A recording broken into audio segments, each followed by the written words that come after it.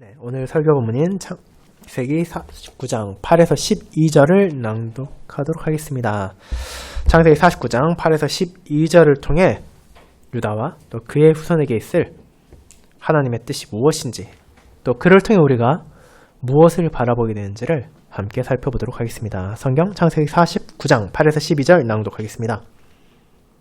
유다야, 너는 내 형제의 잔송이 될지라. 내 손이 내 원수의 목을 잡을 것이요 내 아버지의 아들들이 내 앞에 절하리로다. 유다는 사자 새끼로다. 내 아들아, 너는 움킨 것을 찢고 올라갔도다. 그가 엎드리고 웅크림이 숫사자 같고 암사자 같으니 누가 그를 범할 수 있으랴. 그가 유다를 떠나지 아니하며 통치자의 지팡이가 그 발사에서 떠나지 아니하기를 실로가 오시기까지 이르리니 그에게 모든 백성이 복종하리로다. 그의 나귀를 포도나무에 매며 그의 암나무 새끼를 아름다운 포도나무에 맬 것이며 또 그 옷을 포도주에 빨며 그의 복장을 포도즙에 빨리로다. 그의 눈은 포도주로 인하여 붉겠고 그의 이는 우유로 말미암아 희리로다. 아멘. 설교에는 시편 72편 8, 9, 10, 11절을 이어서 부르도록 하겠습니다.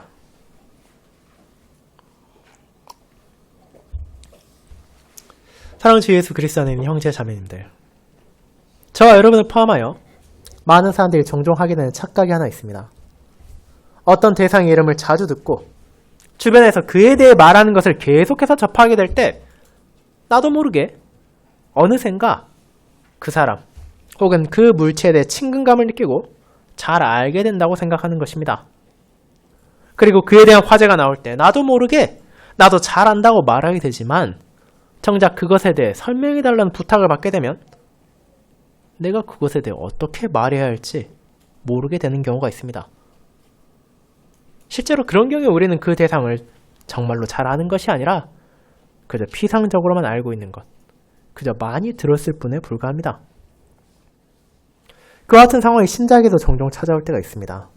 성경에 나오는 많은 인물과 지명 중에서 우리가 너무나 잘 알고 있는 것처럼 느껴지는 이름들이 있습니다. 형제 자매와의 대화 중에 그 이름이 언급되면 아주 친숙하게 느낄 수 있을 정도로 자주 접하게 되는 것들이 있기 때문입니다. 그리고 그 중에는 분명 유다가 있을 것입니다. 누군가 여러분과 대화를 하는 과정에서 유다에 대해 아냐고 묻는다면 여러분은 즉각적으로 저는 유다에 대해 알고 있습니다 라고 답할 것입니다. 왜냐하면 유다는 너무나 많은 본문에서 언급되기 때문입니다. 우리는 유다 지파를 알고 있고 유다라는 나라를 알고 있을 뿐 아니라 유대인이라는 표현도 셀 수 없을 정도로 많이 보게 됩니다. 유다라는 표현은 성경 전체에 걸쳐 수백 차례에 걸쳐 나타나기 때문에 우리가 성경을 조금이라도 읽었다면, 설교를 어느 정도만 들었더라면 그 이름을 결코 모른다고 할 수는 없을 것입니다.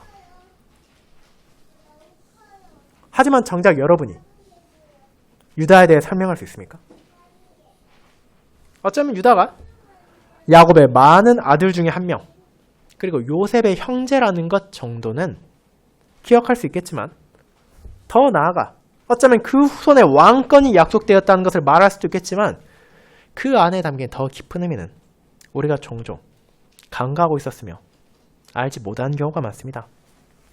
그렇게 오늘 우리는 그저 유다가 어떤 사람인지를 넘어 그가 구속사 안에서 어떤 역할을 부여받았는지, 하나님께서 야곱을 통해 유다에게 주신 말씀을 언약 백성에게 무엇을 약속하셨고 더 나아가 어떻게 메시아의 약속을 주셨는지를 살펴보고자 합니다.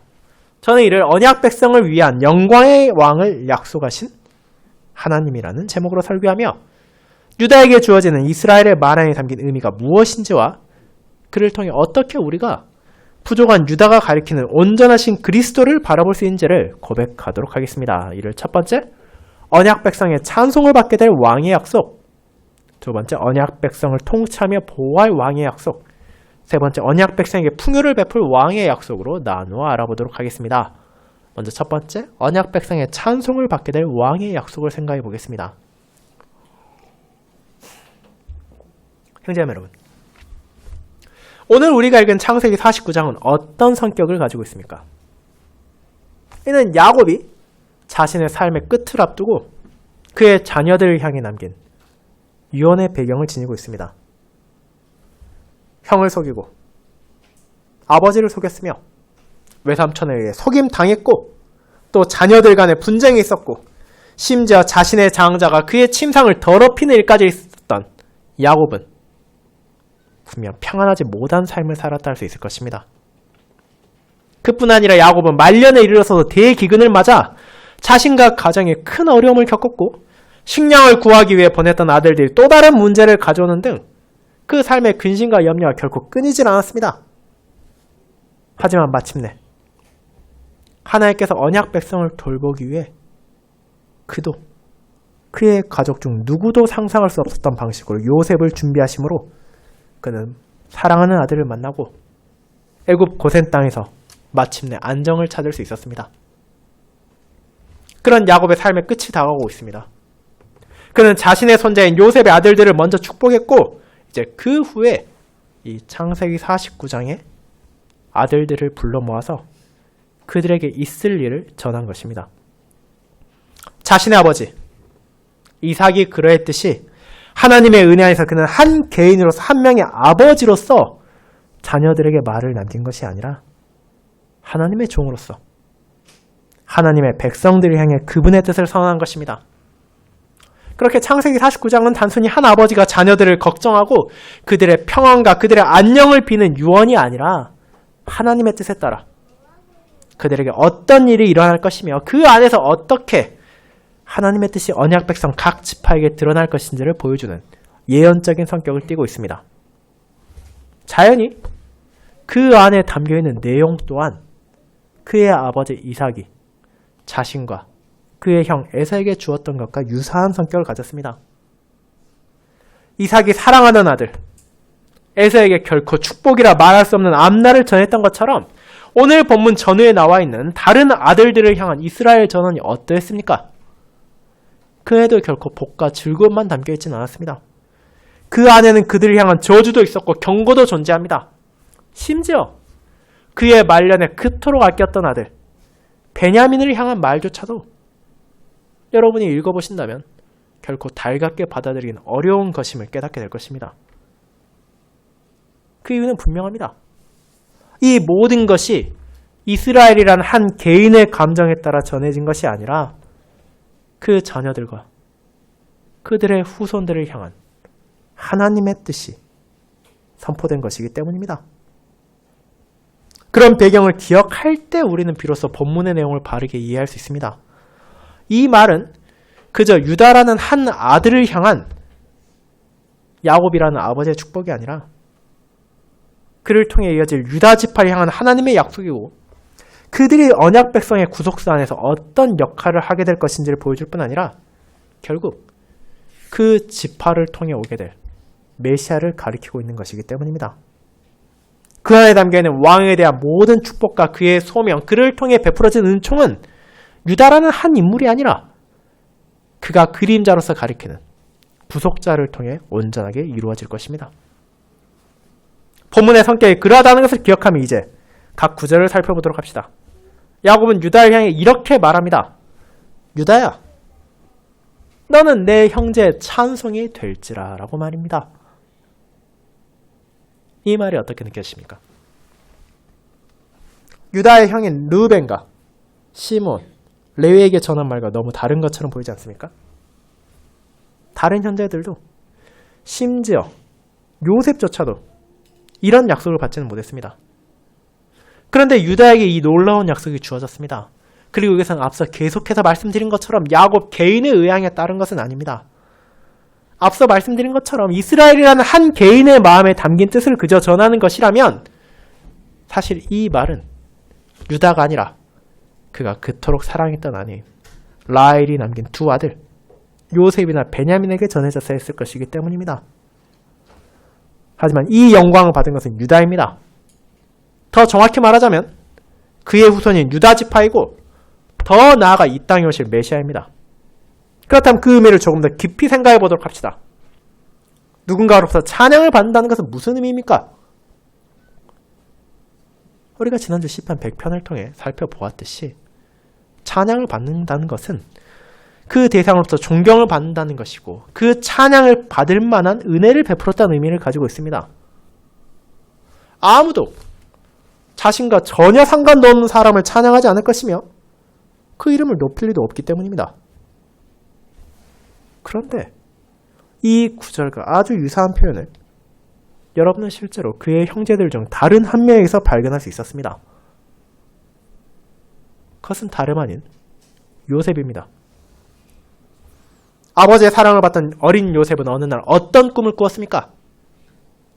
자신의 곡식단이 일어서고 자신의 형들의 단이 둘러서 절하는 꿈을 꾸었고 얼마 지나지 않아 그의 부모와 가족을 가리키는 해와 달과 11별이 그에게 절하는 꿈도 꾸었습니다. 그로 인해 요셉은 형제들의 미움을 받았고 결국 애굽으로 팔려나가기까지 했습니다. 그런데 그 끝이 어떠했습니까? 하나님의 섭리에서 그 꿈이 놀라운 방식으로 성취되었다는 것을 야곱과 그의 모든 자녀들은 바라보게 되었습니다. 그들은 요셉 앞에서 절하고 그의 은혜를 구하게 되었기 때문입니다. 그리고 그의 행적을 통해 건진받은 야곱과 그의 모든 가족들이 요셉을 찬양했으면 당연했습니다. 그런데 이스라엘은 유다에게 무엇을 약속합니까? 비록 이 시점에서 찬송을 받고 이 시점에서 가장 큰 영광을 받은 것이 요셉처럼 보일지라도 결국에는 유다 지파가 그 형제들의 찬송이 될 것을 말합니다.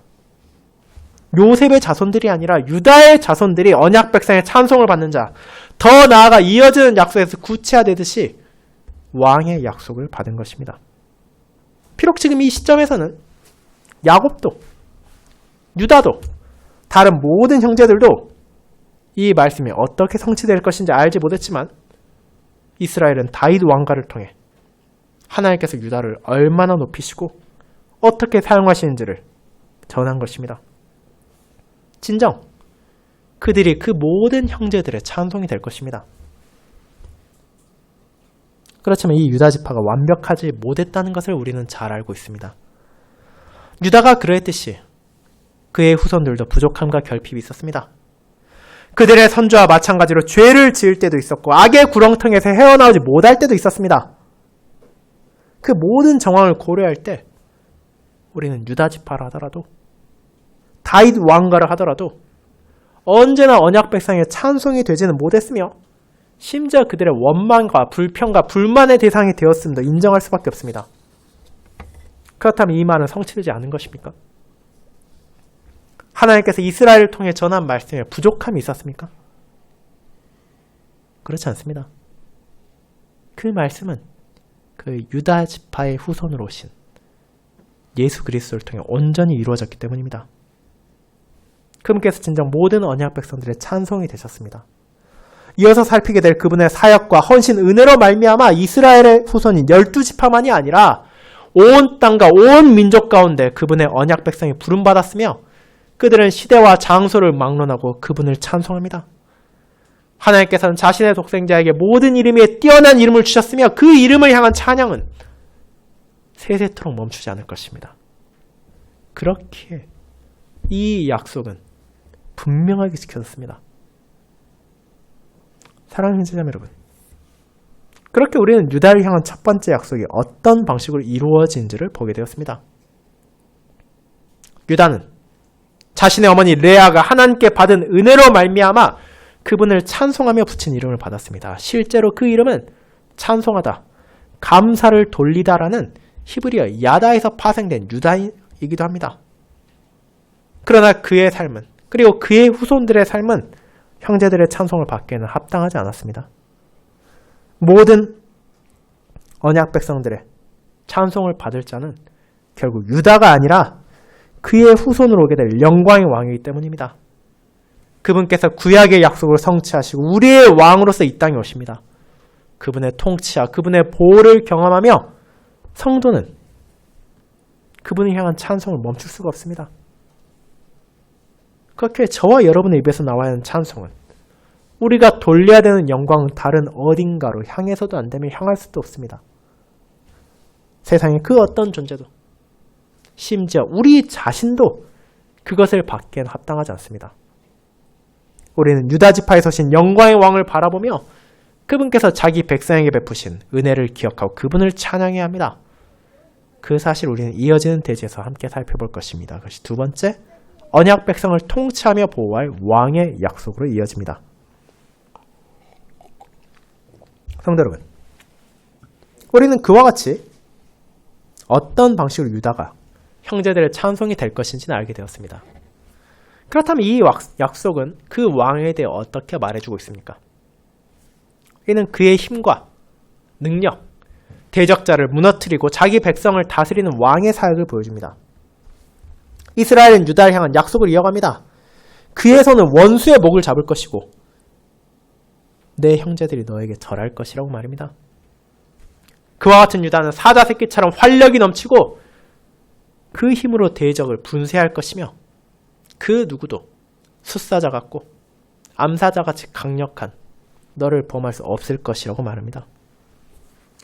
다른 성경 본문에서도 종종 발견할 수 있듯이 사자는 당시에도 강력한 힘을 가진 맹수였고 권위와 힘을 상징하는 동물이었습니다. 유다 지파는 그런 능력을 약속받았을 뿐 아니라 더 구체적으로 통치와 권력을 가지게 될 것임이 전해졌습니다. 10절에 이를 구체적으로 알려주고 있습니다.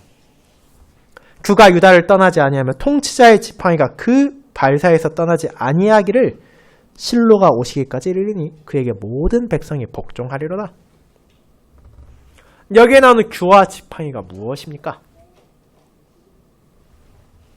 여러분은 여기에 대해 약간 익숙하지 않을 수도 있습니다. 하지만 오늘날에도 여러분이 조금만 관심을 가지고 아직까지도 남아있는 영국이나 덴마크와 같은 왕족들의 취임식이나 그들의 공적인 자리를 보게 된다면 그 왕이나 여왕이 화려하게 생긴 지팡이와 같은 것을 들고 있는 모습을 어렵지 않게 발견할 수 있습니다. 그것이 바로 규입니다. 이것은 왕권을 상징하는 도구 중 하나입니다. 그렇게 왕이 가지고 있는 규와 통치자의 지팡이가 유다를 떠나지 않을 것입니다. 이 말은 그의 후손들이 언약 백성의 정당한 지도자로서 권한을 행사한다는 것이며 동시에 그에 대한 의무를 가지게 되었다는 것입니다. 그리고 이것은 이미 유다의 행적 가운데 나타난 바가 있습니다. 이스라엘의 아들들 가운데 지도력을 가지고 일종의 리더로 행세한 사람이 누구입니까? 우리는 장남인 르우벤을 생각하기 쉽지만 실제로는 그렇지 않았습니다. 바로 넷째 아들인 유다가 야곱의 아들들의 인도자이고 중보자였습니다. 요셉을 함정에 빠뜨린 후 최소한 그를 죽이지 않고 이스마엘에게 팔자고 한 사람은 유다였습니다. 그뿐 아니라 요셉이 시몬을 붙잡고 베냐민을 데려오지 않는다면 그를 풀어주지 않겠다고 했을 때 베냐민을 아껴 결코 그를 보내지 않으려고 한 이스라엘을 설득한 사람도 유다였습니다. 그는 모든 가족을 대표하여 아버지에게 나아갔고 혹시라도 무슨 일이 생긴다면 그 모든 책임을 자신이 지겠다고 맹세했으며 실제로 베냐민이 사로잡힐 위기에 처하자 그를 붙잡지 말고 내가 대신하여 종이 될 테니 베냐민을 풀어달라고 나아가기도 했습니다. 그렇게 함으로써 그는 좋은 의미로서도 나쁜 의미로서도 모든 면에서 형제들의 지도자로서 말하고 행동했으며 그 권리를 행사했을 뿐 아니라 그 책임도 짊어졌습니다. 그리고 그의 후손들이 이스라엘의 왕이 되었을 때도 그러했습니다. 그들은 자신들의 시대에 왕으로서의 소명을 가졌습니다.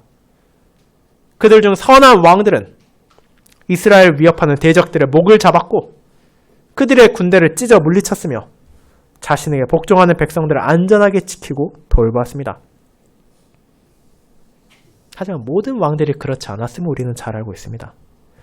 유다가 자신의 지도력을 선한 방향으로만 사용하지 않았던 것처럼 그의 후손들도 그러했습니다. 다윗 왕과 후손들 가운데 얼마나 많은 이들이 원수의 목을 잡는 것이 아니라 자기 백성의 목을 잡았습니까?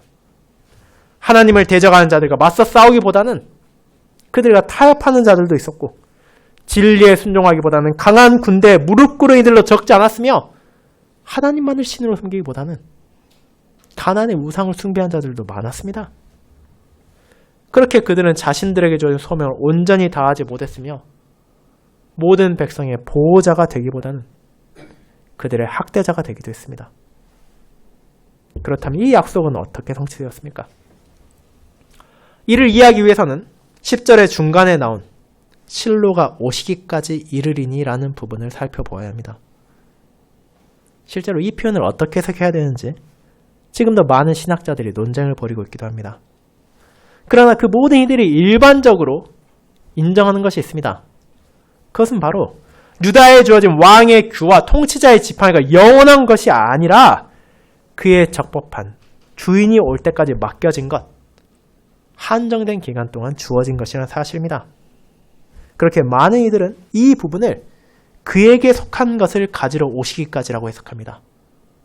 그 왕의 규와 통치자의 지팡이에 참된 주인이 있으며 그가 오실 때까지는 유다 지파가 그 통치권과 왕의 권위를 지니게 될 것이라는 의미입니다.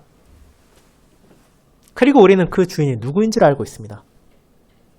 어리석고 부족한 유다 지파의 왕들과 달리 그 모든 백성들이 진심으로 기뻐함으로 복종하며 모든 원수들을 물리칠 영광의 왕이 계시기 때문입니다. 그분 아래에서 언약 백성은 자신들의 참된 지도자를 바라보게 될 것입니다. 세상에 어떤 왕도 어떤 통치자도 베풀 수 없는 참된 평강이 주어진다는 것을 깨닫게 될 것입니다. 이 세상에서 끝없이 하나님을 대적하고 언약 백성을 괴롭히던 모든 세력들이 무너지는 것을 보게 될 것이며 그분께 복종하는 이들이 사랑으로 다가오는 왕을 경험할 것을 알게 될 것입니다. 그분이 유다지파에 약속된 영광의 왕으로 이 땅에 오신 예수 그리스도이십니다. 그분을 위해 맡겨졌던 왕의 규와 통치자의 지팡이를 받으시고 이제 영원한 왕으로서 만물의 통치자로서 그 권위와 책임을 사용하실 것입니다. 십자가에서의 승리를 통해 원수의 파멸과 자신의 양떼의 승리를 선포하신 그리스도께서는 지금 이 순간에도 하늘아버지 우편에서 세상 만물을 다스리고 계시며 그분의 날 그 모든 영광을 신자만이 아니라 원수들까지도 바라보며 깨닫게 하실 것입니다. 그분 아래에서 언약 백성을 선하신 왕, 위대하신 왕, 젊은 사자와 같은 활력을 가지시고 숫사자, 암사자같이 강력한 힘을 지니심으로 원수를 물리치시고 자기 백성을 돌보시는 왕에게 영광을 돌리는 기쁨을 누리게 될 것입니다. 사랑하는 성도 여러분, 그렇게 유다에 약속된 왕으로 예수 그리스도께서 이 땅에 오셨습니다. 그리고 그분께서는 저와 여러분의 왕이기도 하시며 우리의 적법한 주인이기도 하십니다. 그분께서 우리의 왕이라는 사실은 결코 가벼운 것이 아닙니다. 이 땅에 사는 동안 우리가 실제로 경험하고 느끼는 것은 어떠한 것입니까? 신자가 승리하는 것이 아니라 오히려 원수들이, 세상의 세력들이 교회의 목줄을 붙잡고 신자들을 압제한다는 느낌을 받게 됩니다. 세상의 의인들은 설 자리를 잃어가고 신자들이 살아갈 수 있는 기반을 흔들리며 모든 도덕과 선행이 무너져 내리는 것처럼 느끼는 것은 저와 여러분만이 아닙니다. 마치 마귀가 승리하고 세상의 불신자들이 만물을 다스리는 것처럼 보이기도 합니다. 하지만 그런 우리에게 어떤 분이 왕으로 주어졌습니까? 유다지파에 약속됐던 영광의 왕 예수 그리스도께서 계십니다. 그분께서 지금 이 순간에도 만물을 하늘 아버지의 뜻에 따라 다스리고 계십니다. 악인들이 번성하는 것처럼 보이고 마귀가 그 뜻을 이루는 것처럼 보일지라도 실제로 그것은 그들의 마지막 발버둥에 불과합니다. 그들에겐 이미 그 끝이 정해졌으며 그 날이 올 때까지 최후의 발악을 하는 것에 불과합니다. 그 사실을 분명히 알고 있다면 우리는 불안과 염려를 내려놓을 수 있습니다. 언약 백성을 다스리고 지켜주는 영원한 왕의 약속이 그리스도 안에서 지켜졌으며 그 통치가 온전하게 드러날 날이 지금 이 순간에도 다가오고 있기에 우리는 성도로서 그분의 날을 바라보며 그분께서 오시기를 기다리며 그분의 뜻에 기꺼이 복종할 수 있는 것입니다. 그리고 그 안에는 그 왕께서 자기 백성들에게 베푸는 풍요의 약속까지도 담겨 있습니다. 그것이 세 번째, 언약 백성에게 풍요를 베풀 왕의 약속으로 연결됩니다. 여러분, 그렇게 유다는 높임을 받을 것이고 원수를 무찌를 것이며 그 형제들을 지킬 것이라는 통치자의 권한을 약속받았습니다. 하지만 우리는 여기에서 한 가지 더 생각해 봐야 될 점이 있습니다. 이 세상에는 수많은 정복군주들이 있었습니다. 그들은 분명 나라의 적을 물리쳤고 자기 백성을 위협으로 지키는 데는 성공했습니다. 하지만 그 왕 아래에서 모든 백성들이 행복하고 풍요를 누렸다고 말할 수는 없습니다.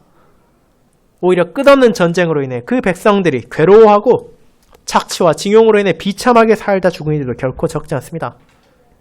그렇게 왕의 권위와 힘은 그 백성의 풍요와 별개일 수도 있는 것입니다. 하지만 유다에게 주어진 약속은 그런 우려를 불식시킵니다. 우리는 이를 11절과 12절에서 보게 됩니다. 그의 나귀를 포도나무에 매며 그의 암나무 새끼를 아름다운 포도나무에 맬 것이며 또 그 옷을 포도주에 빨며 그의 복장을 포도즙에 빨리로다. 그의 눈은 포도주로 인하여 붉겠고 그의 이는 우유로 말미암아 희리로다. 물론 저와 여러분은 이 말이 어떻게 풍요를 나타내는지 직관적으로 이해하기는 어려울 것입니다. 하지만 당대의 문화적 배경을 고려한다면 그 의미를 이해할 수 있습니다. 나귀를 포도나무에 맨다는 것이 어떤 뜻입니까? 우리는 이것이 어떤 의미인지 이해하기 어려울 수 있습니다. 하지만 나귀가 어떤 동물입니까? 그리고 포도나무가 어떤 나무입니까? 그 두 가지를 생각해 보도록 합시다. 과거 근동지방에서 나귀나 말과 같은 짐승들은 사실 과실수 근처에 매는 것이 아니라 말뚝이나 기둥에 메어두었습니다. 그 이유가 있습니다. 만약 그런 짐승들을 과실수에 메어둔다면 주인이 다른 일을 하고 볼일을 보는 동안 그 나귀가 혹은 그 말이 무엇을 하겠습니까? 포도를 따먹고 잎을 다 따먹을 것입니다. 결국 그것은 그 나무의 결실에 영향을 주게 됩니다. 그 사실을 그들은 너무나 잘 알고 있었습니다. 하지만 그럼에도 나귀를 포도나무에 메어둔다는 것은 무슨 의미입니까? 나귀가 그 포도나무를 뜯어먹는다 한들 그에게는 영향이 가지 않을 정도로 이미 넘치는 풍요를 가지고 있다는 것입니다. 아무리 아름다운 포도나무 하나를 암나무 새끼가 뜯어먹고 그것을 망친다 하더라도 그 정도는 손해로 느껴지지도 않을 번창을 누리게 될 것이라는 의미입니다. 그리고 이는 이어지는 구절에서 더욱 강화됩니다. 그들은 옷과 복장을 포도주와 포도즙에 빨며 얼마든지 마실 수 있는 포도주로 인해 눈이 붉어지고 충분히 즐기는 우유로 이빨이 희게 보일 정도가 된다고까지 합니다. 이것은 어떤 의미입니까? 이는 왕이 방탕하게 술과 우유를 즐긴다는 뜻은 아닙니다. 오히려 그렇게도 상관이 없을 정도로 말 그대로 귀한 포도주와 포도즙을 물처럼 쓸 수 있을 정도로 그것으로 옷을 빨고 그것을 얼마든지 마셔도 상관없는 번성이 그에게 주어질 것이라는 약속입니다. 물론 이 약속은 1차적으로 유다에게 주어진 것이며 그의 후손들에게 주어진 것입니다. 하지만 그가 진정으로 형제들의 찬송이 될 존재라면 백성들의 순종을 받을 왕이라면 마땅히 그의 부요는 백성들에게 나누어질 것도 기대할 수 있습니다. 그리고 그것이 유다의 후일에 있을 일, 그의 후손, 그의 지파에게 찾아올 미래이기도 했습니다. 여러분은 이 약속이 언제 어떻게 성취되었다고 생각하십니까? 물론 유다의 후손 가운데 이스라엘의 치세가 잘 되고 그 나라가 풍요를 누리던 시대도 있었습니다. 다윗의 시대에도 이스라엘은 나름의 풍요를 누리고 있었고 그것은 그의 아들인 솔로몬의 다스림이 이어졌을 때 유례없는 번성으로 연결되기도 했습니다. 온갖 나라에서 곡물이 들어오고 생각할 수도 없는 부가 이스라엘에 찾아왔습니다. 심지어 솔로몬은 얼마나 돈이 많았는지 금으로 방패를 만들고 상아로 보좌를 만들며 금그릇을 일반 그릇 사용하듯이 쓰고 그 당시에는 사람들이 은을 귀하게 여기지 않을 정도였다까지 말하고 있습니다. 그렇다면 그것이 이 약속의 온전한 성취입니까? 그렇진 않습니다. 분명 그 시대 이스라엘은 나름의 번성과 풍요를 누렸던 건 사실입니다. 솔로몬 왕이 아니라 그 백성들은 그 혜택을 분명 받았습니다. 하지만 그 안에는 백성들의 멍해와 고역도 존재했습니다. 솔로몬이 죽은 이후 그의 아들 르호보암에게 백성의 대표자로 나아간 여로보암이 무슨 말을 했는지를 우리는 기억할 수 있습니다. 열왕기상 12장 4절에서 그는 이렇게 말합니다. 왕의 아버지가 우리의 멍에를 무겁게 했다고 말합니다. 그 시대의 풍요의 그림자에는 백성들의 고초가 가려져 있었으며 그것은 분명 솔로몬의 영광으로도 가릴 수 없던 이스라엘의 현실이었습니다. 아무리 이후에 이스라엘이 계속해서 그 나라를 선망하며 그 시대를 바랬다 하더라도 솔로몬의 시대조차 언약 백성들에게 참된 풍요가 넘쳤다고 말할 수 없다는 것입니다. 심지어 그 시내가 지나는 이스라엘은 어떻게 됩니까? 점점 쇠퇴하게 되었습니다. 언약 백성의 나라는 북이스라엘과 남유다로 분열되게 되었고 두 나라 모두 열방의 압제에 신음하고 강대국들의 침략으로 인해 결국 멸망하게 되었습니다. 그렇게 우리는 유다 지파 후손들, 왕의 계보를 이은 자들이라 하더라도 언약 백성에게 참된 풍요를 온전하게 주지는 못했다고 말할 수 있습니다. 그들은 결국 그 지파의 후손으로 오실 메시아가 얼마나 큰 복을 줄 것인지, 얼마나 큰 영광을 누리게 할 것인지를 가리키는 그림자에 불과했을 뿐입니다. 그들 중 누구도 경험하지 못했고 상상조차 할 수 없던 온전한 복과 참된 풍요가 그들의 후손으로 이 땅에 오실 메시아에 성취될 것입니다.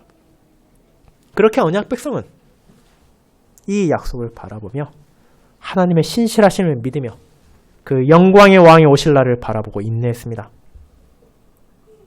그리고 그들이 그토록 소망하던 왕이 왔을 때 이 약속 또한 성취되었습니다. 그분께서는 어떤 유다의 후손도 줄 수 없었던 참된 풍요를 주셨습니다.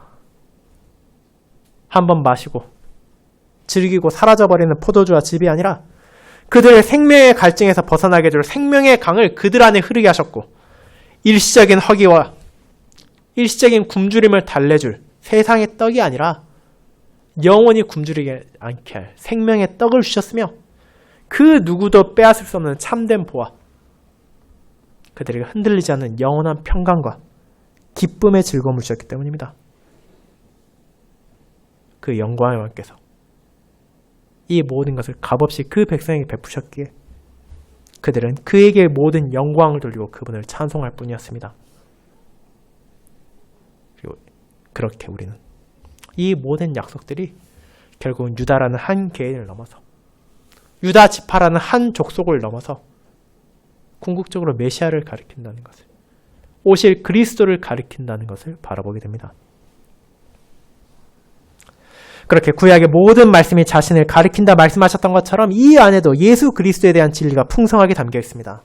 분명 유다라는 한 개인은 이 약속을 받을 가치가 없었습니다. 그가 나름의 지도력을 가지고 있고 나름의 능력이 있었다 하더라도 그 역시 한 명의 죄인에 불과하고 연약함과 결핍이 넘쳐나는 사람이었기 때문입니다. 그는 동생을 팔았던 자이고 며느리와 부정한 관계를 맺은 자였습니다.